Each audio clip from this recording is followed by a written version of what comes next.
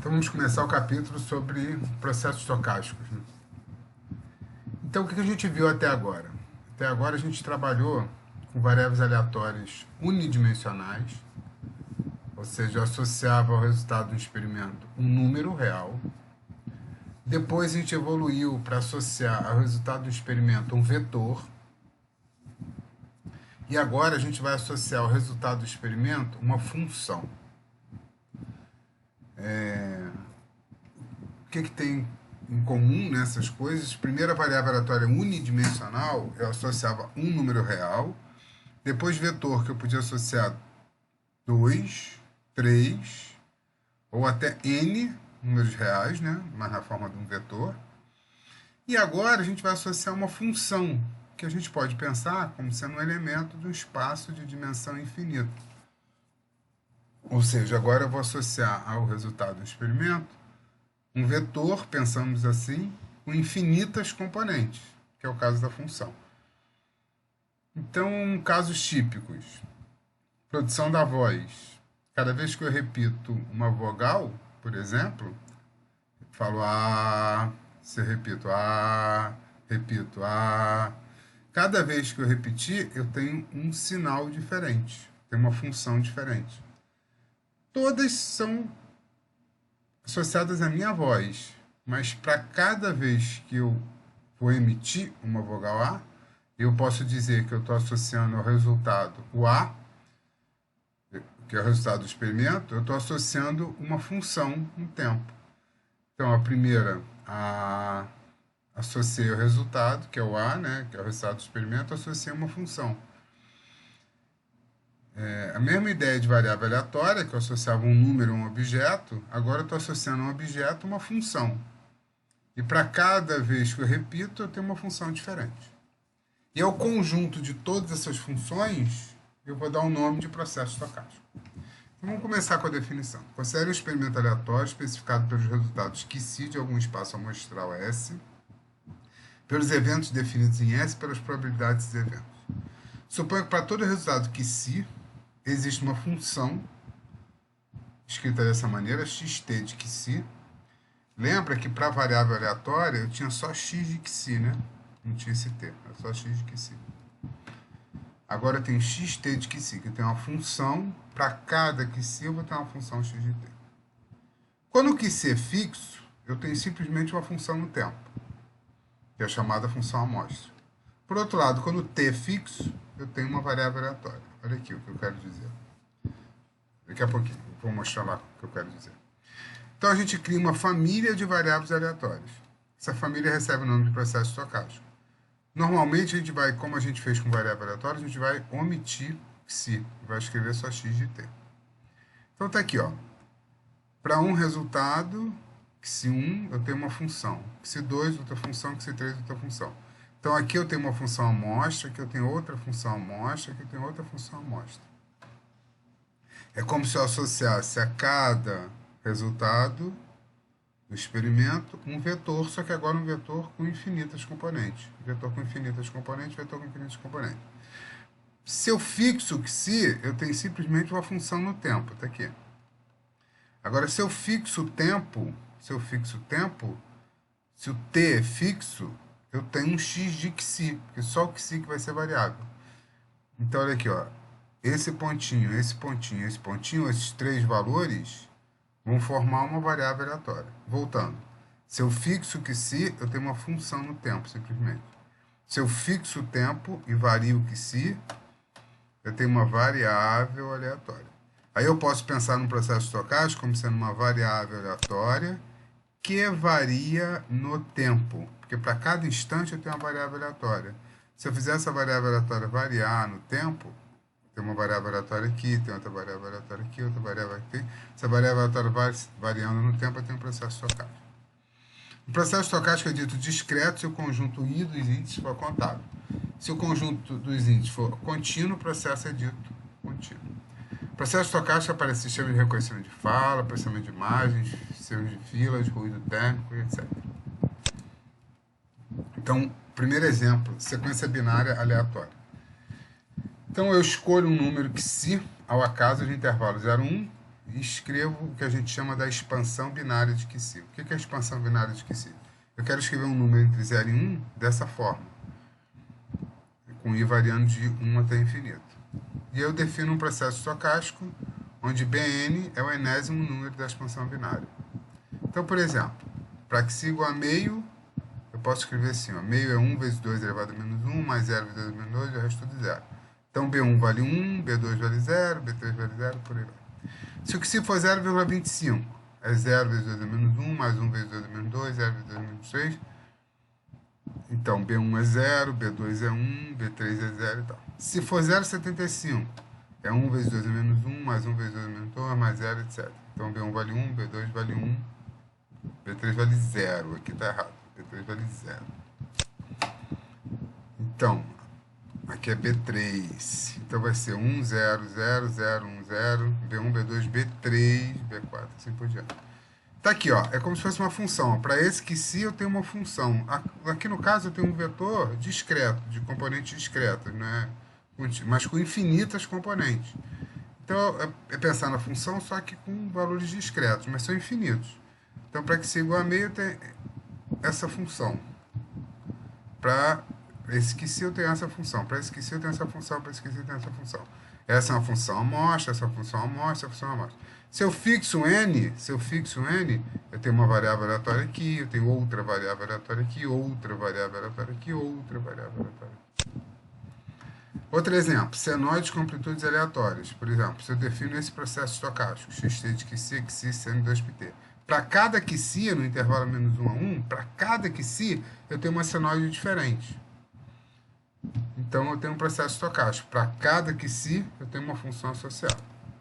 Aqui, ó, para que se igual a 1 tem essa senoide, para que se igual a meio essa senoide, que se igual a menos 0,3 essa senoide, que se igual a 0,7 essa senoide. E se eu fixo t, esses valores compõem uma variável aleatória, esses valores de outra variável aleatória, por aí vai. Senoides com fase aleatória, também pode. Então aqui, ó, dado que se eu escrevo, para cada que se eu vou ter uma função diferente. Para cada que se eu associo uma função diferente. Se eu considero que x1, x2, xk são as variáveis aleatórias obtidas da amostragem do processo, eu posso escrever isso aqui. O que é x1, x2, xk? Isso aqui, ó. Aqui é x1, aqui é x2, aqui seria um x3, aqui x4, por aí vai. Então tá aqui, são as variáveis aleatórias que compõem o processo. E aí, com essas variáveis aleatórias, eu crio uma função de distribuição de probabilidade conjunta de todas essas variáveis aleatórias. Se o processo for discreto, eu, ao invés de densidade, eu uso a probabilidade, né? Na verdade, não é igual, né? Seria o equivalente. Porque aqui eu teria que multiplicar por um infinitésimo, né? E se o processo não tem isso, quer dizer, se o processo for discreto, eu uso probabilidade. Se for contínuo, eu uso densidade e probabilidade conjunta, representando todas as variáveis aleatórias que eu peguei lá do meu processo estocástico. Então, vamos voltar para aquele exemplo lá da expansão binária. Seja que se um número selecionado no intervalo, eu escrevo essa expansão binária. Então, eu vou definir um processo estocástico, como eu falei com vocês. Aí a pergunta, qual a probabilidade x1 de que se é zero? Olha só, x1 de que se, quer dizer, eu variei o que se, eu quero saber, quando eu escrevo isso, qual a probabilidade x1 de que se é zero, eu quero saber o seguinte. Escolho um número do intervalo 0, 1. Faço a expansão binária dele. Qual a probabilidade do primeiro número ser zero? Para que isso ocorra, para o primeiro número ser zero, o número tem que ser menor que meio. Porque se ele for maior que meio, aqui, ó. Vamos voltar. Aqui, ó. Se o número for menor que meio, o primeiro é zero. Se for maior ou igual, né? Se for maior ou igual a meio, ele começa de 1 aqui, na primeira posição. Se for menor que meio, aqui é zero, porque... E aí vai depender do que vai acontecer na segunda posição. Porque se aqui for 1, obviamente o número tem que ser maior que meio. Porque 1 vezes 2 é menos 1, mais qualquer coisa vezes 2 é menos 2, e por aí vai. Então, qual a probabilidade desta variável aleatória ser zero? Está aqui, é a probabilidade do que se tem entre 0 e meio, que é meio. E qual a probabilidade do primeiro elemento ser 0 e do segundo ser 1? Ou seja, qual a probabilidade do B1 ser 0 e do B2 ser 1? Aí o número tem que ser menor que meio, mas tem que ser maior que 1/4. Porque a segunda posição tem que ter 1. 1/4 a probabilidade. Vamos lá para outro exemplo. Seja que se um número do intervalo menos 1. E aí eu tenho essa família de funções. Para cada que se eu tenho um cosseno diferente. Quero saber a função de densidade de probabilidade desta variável aleatória. Ou seja, eu fixo o t e quero saber qual é a densidade de probabilidade. Vamos voltar lá. É como se eu tivesse isso aqui, só que com cossenos. Eu fixo o t.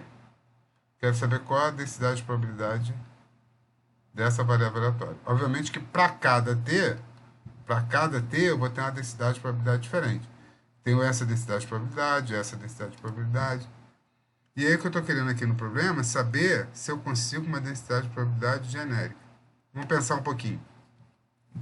Se o que se não diz nada é porque é uniforme. Se essa variável aleatória é uniforme entre menos 1 e 1, se eu perguntasse assim, se eu falasse que se é uma variável aleatória uniforme, intervalo menos 1, 1, qual é a distribuição de 2 vezes que se? Ora, uniforme de menos 2 a 2. De 5 vezes que se, uniforme de menos 5 a 5. De 10 vezes que se, uniforme de menos 10 a 10. De que se cosseno de 2πt0 vai ser uniforme de menos cosseno de 2πt0 até mais cosseno de 2πt0.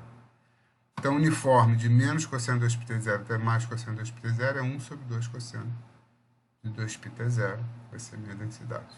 Obviamente, para cada t0, eu tenho uma densidade diferente. Bom, isso tudo aí... Aí fala que a densidade é derivada. Essa aqui é a definição da distribuição, da função de distribuição de probabilidade. Repara que agora, desde o início eu estou falando isso. Essa minha variável aleatória agora, ela varia com o tempo. No processo estocástico, é uma variável aleatória que varia com o tempo. Então, eu tenho uma função de distribuição que varia com o tempo. A definição é a mesma, só que agora é a probabilidade x de t menor ou igual a x. Ela vai depender do tempo. E a densidade, mesma coisa. Vai ser a derivada, vai depender do tempo. Se para qualquer t a gente conhece a densidade ou a distribuição, eu digo que o processo estocástico é especificado até a primeira ordem. O processo ele fica especificado até a segunda ordem se para qualquer par de instantes eu conheço a FDP conjunta de duas variáveis aleatórias quaisquer dele. Para 3, eu digo que ele é especificado até a terceira ordem. Para 4, até a quarta ordem. Essas são variáveis aleatórias quaisquer do meu processo. E aí aparecem momentos ou estatísticas de um processo estocástico. São os momentos das variáveis aleatórias definidas em qualquer instante. Então, obviamente, voltando àquela figura, se aqui eu tenho uma variável aleatória, eu tenho uma média dela. Se aqui eu tenho uma outra variável aleatória, eu tenho outra média. Aqui eu tenho outra média, aqui outra média. Então, essa média varia com o tempo. Aqui, ó. É a mesma definição. Valor esperado x de t, integral de menos infinito a mais infinito de x, vezes a densidade x dx. No final das contas, isso aqui vai depender do tempo, porque a média vai depender do tempo. Autocorrelação. Uma das características mais importantes de um processo estocástico é, sem dúvida, a autocorrelação, que vai nos levar a conhecer o que a gente chama de densidade espectral, que é o último capítulo. O conteúdo de frequências no processo depende da velocidade com que a amplitude muda. Isso pode ser medido pela correlação de amplitudes em um instante e T1 mais tal. Então, eu quero saber qual é a correlação entre esta variável aleatória e esta variável aleatória. E essa correlação vai me dizer com que velocidade está ocorrendo, e isso tem a ver com a frequência do meu sinal e vai ter a ver com a densidade espectral. Isso tudo a gente vai ver um pouco mais adiante. Então, a minha ideia é saber qual é a correlação entre duas quaisquer variáveis aleatórias do processo. Se as amplitudes de um processo são similares no instante T1 e T1 mais tal, dizemos que elas têm forte correlação. Se as amplitudes forem diferentes, fraca correlação. É isso aí. Quero saber se essa amplitude, essa variável aleatória, tem uma correlação forte com essa ou não. E a autocorrelação é definida como a gente já aprendeu, da mesma forma, integral dupla, x, y, vezes a densidade conjunta das duas variáveis aleatórias. Autocovariância, mesma definição que a gente já conhecia, só que agora entra o t, né? Valor esperado xt1 menos a média, xt2 menos a média.